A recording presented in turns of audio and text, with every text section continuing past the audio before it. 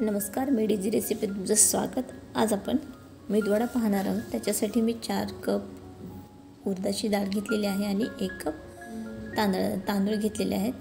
ते रात्री 8 तास भिजवून घ्यायचं। त्याला फक्त 30 मिनिट लागतात बनवण्यासाठी। आणि आता आपण बॅटर मिक्सरमध्ये पाणी न घालता आपण त्याला वाटून घेऊया। त्याची थोडीशी अशी जाडसर पेस्ट करून घ्यायची।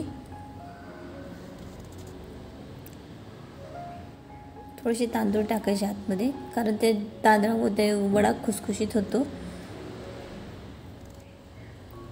हे झालं आपलं बॅटर तयार। आता आपण त्याच्यामध्ये थोड्याशा बॅटरमध्ये 2 मिरच्या, थोडीशी कोथिंबीर आणि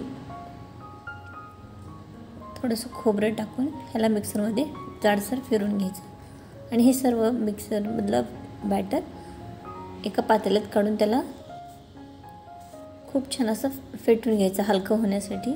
त्यामध्ये थोडंसं मीठ टाकायचं चवीनुसार आणि थोडंसं सोडा टाकायचं 1 चिमटीभर।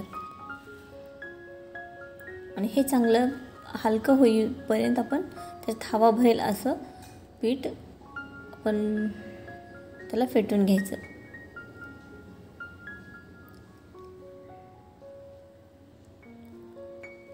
हे बॅटर हलकं झाल्यानंतर वडे आपले सॉफ्ट आणि खुसखुशीत पण होतात तांदळामुळे। हे झालं आपलं बॅटर तयार। आणि आता आपण त्याला एका चाळणीवरती घ्यायचं आणि त्याचे छोटे छोटे असे वडे पाडून त्याला वेज पाडायचा आणि ते वडे तेलामध्ये हळूच सोडून द्यायचं।